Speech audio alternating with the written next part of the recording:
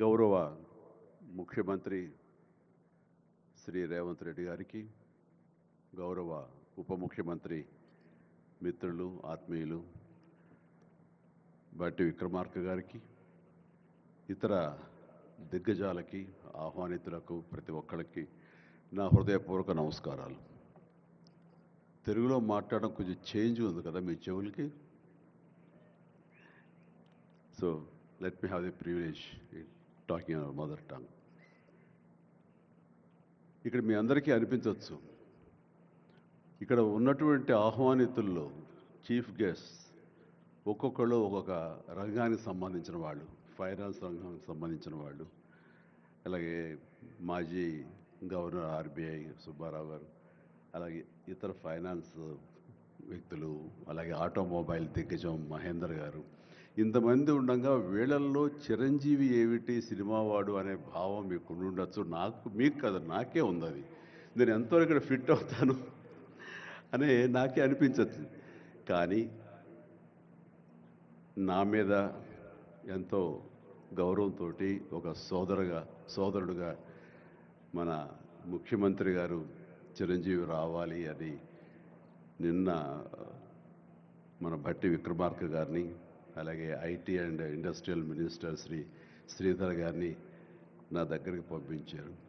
సరిగ్గా వాళ్ళు వచ్చే సమయానికి ఏ పొజిషన్లో ఉన్నాను తెలుసా అండి? ఎవరో అమ్మాయితో డ్యాన్స్ వేస్తూ ఉన్నాను. చాలా ఇబ్బంది అనిపించింది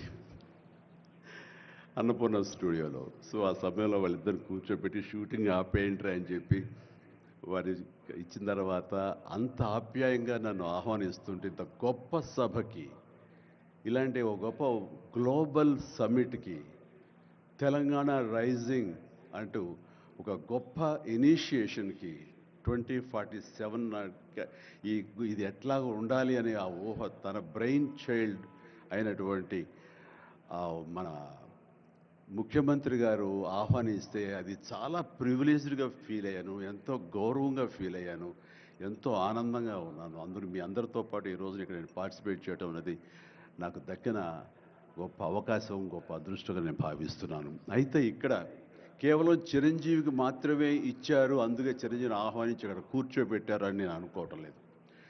ఇది రేవంత్ రెడ్డి గారికి సినిమా పరిశ్రమ మీద ఉన్నటువంటి గౌరవం, సినిమాల ఇంపాక్ట్ ఈ సొసైటీలో ఎలాగ ఉంటుందో బాగా తెలిసిన వ్యక్తిగా వాళ్ళందరి తరపున ఒక వ్యక్తి ఉండాలి కాబట్టి చిరంజీవిని ఆహ్వానించారని మాత్రమే అనుకుంటున్నాను. ఈ రోజు నేను ఒక చిరంజీవిగా రాలేదు, చిత్ర పరిశ్రమ తరపున ఒక ఏజెంట్గా, వాళ్ళ రిప్రజెంటేటివ్గా నేను ఈ రోజున వచ్చాను, ఇక్కడ ఆహ్వానించబడ్డాను.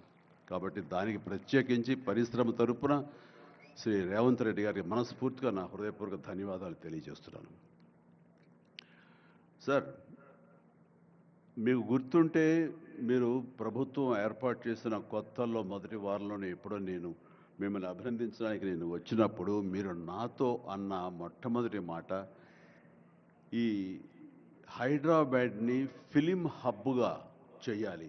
అదేదో ఒక తెలుగు ఇండస్ట్రీ వరకో, లేకపోతే సౌత్ ఇండియన్ ఫిలిం ఇండస్ట్రీ వరకో, లేకపోతే భారతీయ వరకో కాదు, గ్లోబల్.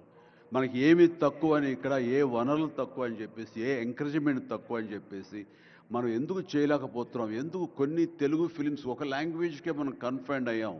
కాబట్టి నా ఉద్దేశంలో ఇది గ్లోబల్గా అన్ని రకాల ఇండస్ట్రీస్, ఇతర లాంగ్వేజ్ నుంచి సినిమా వాళ్ళు ఇక్కడ రావాలి, ఇక్కడ షూటింగ్ చేసుకోవాలి, అది నా ధ్యేయం అని అన్నప్పుడు చాలా ధైర్యంగా మాట్లాడుతున్నారు. అది నిజం కుదురుతుందా? ఎక్కడి నుంచో ఇతర దేశాల నుంచి వచ్చి ఇక్కడ షూటింగ్ చేయటం అన్నది, నేను టూరిజం మినిస్టర్గా ఉన్నప్పుడు ఫిలిం టూరిజంగా ఇక్కడ ఎంతోమంది ఆహ్వానించడానికి ఎంతో శ్రమపడ్డాం, ఎంతో కష్టించాం. కానీ ఇక్కడ ఉన్నటువంటి అట్మాస్ఫియర్ కానీ, ఎంకరేజ్మెంట్ కానీ ఆయా గవర్నమెంట్లు అంత లేకుండా ఉండటంతో అది అంత పూర్తిగా సఫలీకృతం కాలేకపోయాం.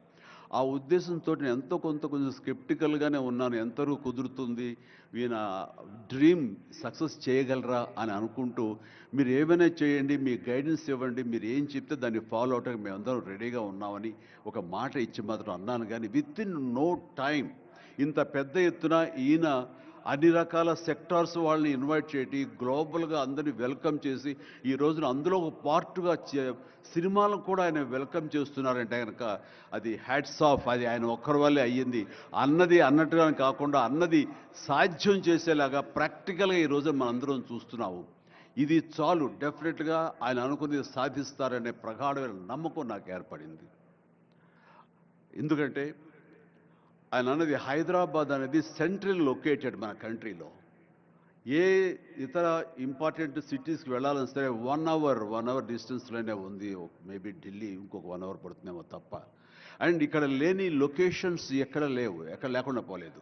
మనకు మంచు కొండలు ఉన్నాయి, థార్ డెజర్ట్స్ ఉన్నాయి, అడవులు ఉన్నాయి, వర్షాలు పడేవి ఉన్నాయి, లాంగెస్ట్ బీచ్లు మనకు ఉన్నాయి. ఏమి తక్కువ, ఏ లొకేషన్స్ తక్కువ, ఏ వనరులు తక్కువ. ఇక్కడ పని చేయడానికి వాళ్ళకి స్కిల్ డెవలప్మెంట్ చేయగలిగితే కనుక పని చేయడానికి ఎంతోమంది ముందుకు వచ్చి సినిమా పరిశ్రమ ద్వారా ఉపయోగపడి వాళ్ళ కుటుంబాలకు వాళ్ళు ఉపయోగించుకుంటారు. ఇది ఆ పొటెన్షియల్ పూర్తిగా ట్యాప్ చేయలేదు అన్న మాట వాస్తవం. వారు అది నేను అంగీకరిస్తూ మా సలహాల కోసంగా ఆయన కొన్ని సెమినార్లు ఫ్యూచర్లో నడిపిస్తామన్నారు. ఇప్పుడు కూడా అలాంటి చిన్న చిన్న సెమినార్లు మా పెద్దల మధ్య, సినిమా పెద్దల మధ్య జరిగింది. అయితే ఇది కాంప్రహెన్సివ్గా కన్సాలిడేట్గా జరిగేలాగా విత్ ఇన్ షార్ట్ టైం మేము అందరూ కూడా ముందుకు వస్తాము. ఇక్కడ ప్రపంచానికే ఇది అద్భుతమైనటువంటి సినిమా హబ్గా హైదరాబాద్ని చేయటంలో మేమందరం ముందుంటాము. అండ్ ఈ రోజున చూస్తే కనుక బాలీవుడ్ నుంచి సల్మాన్ ఖాన్, అజయ్ దేవ్గన్లు వచ్చి ఇక్కడ మేము స్మార్ట్ డిజిటల్గా కానీ అడ్వాన్స్డ్ ఫ్యూచరిస్టిక్ స్టూడియోస్ని మేము పెడతామని అంటాం అన్నది ఇది శుభారంభం. ఇదే ఇన్స్పిరేషన్గా నేను కానీ, నాగార్జున కానీ, వెంకటేష్ కానీ, ఇతర హీరోలు కానీ, ఇతర ప్రొడ్యూసర్స్, నిర్మాతలు ఎంతోమంది ఈరోజు ఇక్కడ ఉన్నారు ఈ సభ్యుకుల్లో. వాళ్ళందరూ కూడా ముందుకొచ్చి చేయాలన్న ఒక కుతూహలం కానివ్వండి, అది పూర్తిగా ఛార్జ్ అయి ఉన్నారంటే ఎలాంటి అతిశయోక్తి లేదు. అండ్ ఈ రోజున ప్రపంచపరంగా చూస్తే సినిమా ప్రభావం ఎంత ఉంటుంది, ఈ సాఫ్ట్ పవర్ ఎంత ఉంటుందన్నది నేషనల్ వైడ్గా కూడా కేంద్ర ప్రభుత్వం కూడా వేవ్స్ అనేది ఒకటి ప్రారంభించి అందులో మమ్మల్ని అందరూ కూడా పార్ట్ చేశారు. అంటే ఎకనామికల్గా అది ఎంత పవర్ ఇస్తుంది, మన కంట్రీ జీడిపికి ఎంత కంట్రిబ్యూట్ చేస్తుందో అనడానికి బాగా వాళ్ళందరికీ తెలిసిన వాళ్ళు కాబట్టి సినిమా మీద అంత దృష్టి పెట్టారు. సినిమాని కేవలం పేరు తీసుకురావడమే కాకుండా ఎంతో కంట్రిబ్యూట్ చేస్తుంది, ఎంతోమందికి ఎంప్లాయ్మెంట్ జనరేట్ చేస్తుంది, ఎంతోమందికి ఉపాధి కల్పిస్తుంది. అంటే ఉదాహరణకి కొరియా తీసుకుంటే కనుక కొరియాలో బిగినింగ్ ఇనీషియల్గా వాళ్ళందరూ యూత్ అనేవాళ్ళు ఈవినింగ్ అయ్యేసరికి చాలా పక్కదారులు పడుతున్నారు, కొన్ని వ్యసనాలకి లోనవుతున్నారు. ఆ రకంగా యూత్ నిర్వీర్యమైపోతుంది. ఏం చేయాలంటాం వాళ్ళందరూ కలిపి వీళ్ళని ఎంటర్టైన్మెంట్ వైపు కనుక మనం డైవర్ట్ చేయగలిగితే, be it is music, be it is singing or films, ఇంకోటి ఇవన్నీ ఎంటర్టైన్మెంట్గా చేయగలిగితే కనుక వాళ్ళు ఆక్యుపై అయి ఉంటారు. తద్వారా వాళ్ళు ప్రోగ్రామ్స్ ఇవ్వగలుగుతుంటారు. వాళ్ళందరూ నిష్ణాతులయ్యి వాళ్ళ ఫ్యామిలీకి వాళ్ళు బాసటగా ఉంటారు. తద్వారా వాళ్ళ నుంచి జనరేట్ అయ్యి ఎంతో కొంత వాళ్ళు క్రైమ్ వైపు వెళ్లకుండా ఉంటారు. ఆ రకంగా క్రైమ్ రేట్ తగ్గించుకోవచ్చు అనే భావంతో కొరియన్ గవర్నమెంట్ స్టార్ట్ చేసింది. కానీ ఈ రోజున ప్రపంచపరంగా Korea K pop, K drama, K music అంటూ కొరియన్ వాళ్ళ ఎకానమీ, వాళ్ళ జీడిపికి ఎంతో కొంత కంట్రిబ్యూట్ చేస్తుంది. ఎన్నో బిలియన్స్ ఆఫ్ డాలర్స్ కంట్రిబ్యూట్ చేస్తుంది ఈ యొక్క సాఫ్ట్ పవర్ మ్యూజిక్ అన్నది. అలాగే జపాన్ కూడా యానిమే అని చెప్పేసి వాళ్ళు కూడా వాళ్ళ సాఫ్ట్వేర్, వాళ్ళ ఎంటర్టైన్మెంట్ సంబంధించి ఈ ఎంటర్టైన్మెంట్ యానిమేటెడ్ ఫిలిమ్స్ కూడా ఎంతో కొంత కంట్రిబ్యూట్ చేస్తుంది. అలాగా మీరు ఈ సినిమా ఇండస్ట్రీ మీద, సినిమా పరిశ్రమ మీద ఆల్ ఇండియా లెవెల్లోనూ ఇంటర్నేషనల్ లెవెల్లోనూ ఇక్కడ కనుక వెల్కమ్ చేయగలిగి వాళ్ళకి కావాల్సిన ఇన్ఫ్రాస్ట్రక్చర్ కనుక మీరు ఇక్కడ ప్రొవైడ్ చేయగలిగితే, చేస్తానికి మీరు ప్రిపేర్ అయి ఉన్నారు, చేయగలిగితే కాదు చేస్తున్నారు. దానికి మా నుంచి పార్టిసిపేషన్ కావాలి. ఉదాహరణకి బట్టి గారు నిన్న అన్నారు, సో మనకు ముఖ్యమంత్రి గారు మీ అందరికీ కూడాను ఇక్కడ ఏమి కావాలి, ఎలాంటి ఇన్ఫ్రాస్ట్రక్చర్ కావాలి, ఏ రకమైన వసతులు ఏర్పాటు చేయాలి అని చెప్పండి అన్నప్పుడు నాకు వెంటనే స్పాంటైనియస్గా తోచింది, నేను వారితో పార్టిసిపేట్ చేస్తాను. ఇక్కడ స్కిల్ డెవలప్మెంట్ కోసంగా మనకు కొన్ని ఇన్స్టిట్యూషన్స్ పెట్టాలి. అది డ్రైవర్ల దగ్గర నుంచి, మేకప్ మెన్ల దగ్గర నుంచి, కాస్ట్యూమర్స్ దగ్గర నుంచి, ఒక ఎడిటింగ్ దగ్గర నుంచి, సౌండ్ సిస్టమ్ దగ్గర నుంచి, కెమెరామెన్లు, డిఓపీలు, అండ్ యాక్టింగ్ సంబంధించిన స్కిల్స్ కానివ్వండి, అలాగే డైరెక్షన్ కానివ్వండి, వాట్ నాట్ ఎన్నో ఈ ఇండస్ట్రీలో ఎన్నో శాఖలు ఉన్నాయి. ఆ శాఖల్లో ఎంతోమంది ఎంతూజియాస్టిక్ కుర్రవాళ్ళు ఉన్నారు. వాళ్ళు చదువు ఒక మాదిరి చదివైనా సరే ఆ చదువు ఏం తెచ్చి పెడుతుంది అనుకుంటే కనుక ఈ రోజున గొప్ప గొప్ప డైరెక్టర్స్ ఉన్నారు. ఈ రోజున ఇంటర్నేషనల్ లెవెల్కి మన సినిమాలు తీసుకొస్తున్న డైరెక్టర్ వాళ్ళందరూ డిగ్రీ కూడా చదవలేదు. సో చదువు ఇది ఇంపార్టెంట్ కాదు, మీకున్న ఇంట్రెస్ట్ ఇంపార్టెంట్. ఆ ఇచ్చేటువంటి గవర్నమెంట్ ఆఫ్ తెలంగాణ ఈ రోజున మనకి ఇస్తున్న ఈ అవకాశాలను సద్వినియోగపరుచుకుని మీరందరూ కనుక రాగలిగి ముందుకు వచ్చి ఈ యొక్క ఇన్ఫ్రాస్ట్రక్చర్ సంబంధించి వీళ్ళు ఇచ్చిన ఫెసిలిటీస్ని వినియోగించుకుంటూ స్కిల్ డెవలప్మెంట్ ముందు చేసుకోగలిగితే కనుక మీరు ఎక్కడికి వెళ్ళినా సరే వాళ్ళు ఎంతోమంది వెబ్ సిరీస్ తీస్తున్నారు, అలాగే టీవీ సీరియల్స్ తీస్తున్నారు, సినిమాలు తీస్తున్నారు, పెద్ద సినిమాలు తీస్తున్నారు, చిన్నవి తీస్తున్నారు. అలాగే ఈ రోజున కేవలం స్క్రీన్ మీదే కాకుండా మొబైల్కి సంబంధించినటువంటి సినిమాలు కూడా చాలామంది తీయటానికి రేటు సమాయత్తం అవుతున్నారు. ఇది ఫ్లిప్ అని ఇంటర్నేషనల్గా వస్తుంది.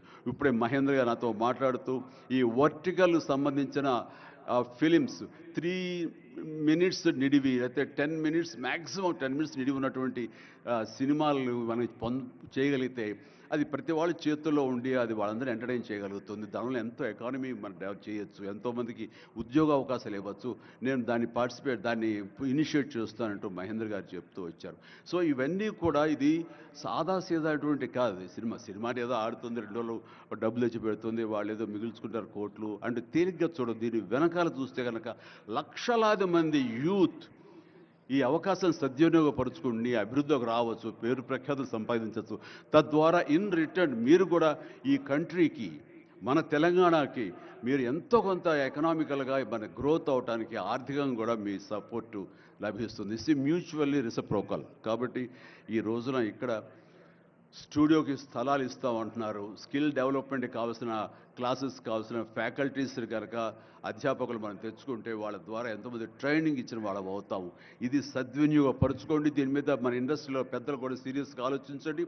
దీని మీద నేనైతే సీరియస్గా తీసుకున్నాను, వారితో అదే అన్నాను. మీరు ఒక సెమినార్ లాంటిదో లేకపోతే చిన్న క్లోజ్డ్గా మీరందరూ నాకు ఇన్వైట్ చేయగలిగితే కనుక ఇలాంటివి ఏమైనా సదస్సులు మాకు చిన్న ఎత్తులో సినిమాకు సంబంధించి మీరు చేయగలిగితే కనుక మేమందరూ దీన్ని మరింత ముందుకు తీసుకువెళ్ళి మీ కళ ఏదైతే ఉందో, మీ బ్రెయిన్ చైల్డ్ ఏదైతే ఉందో దాన్ని ముందుకు తీసుకెళ్ళి ప్రపంచం మొత్తం ఎంటర్టైన్మెంట్ రంగానికి సంబంధించి ఈ తెలంగాణ వైపు, ఈ హైదరాబాద్ వైపు మనం చూసేలాగా చేస్తామనే ధైర్యం నాకుంది, భరోసా ఇస్తున్నాను. నా వంతు కృషి నేను చేస్తాను. నా ఈ అవకాశం ఇచ్చేందుకు ధన్యవాదాలు మా ముఖ్యమంత్రి గారికి, అలాగే ప్రతి ఒక్కరికి నా హృదయపూర్వక ధన్యవాదాలు మరొకసారి తెలియజేస్తున్నాను, ముగిస్తున్నాను. జై తెలంగాణ, జై హింద్.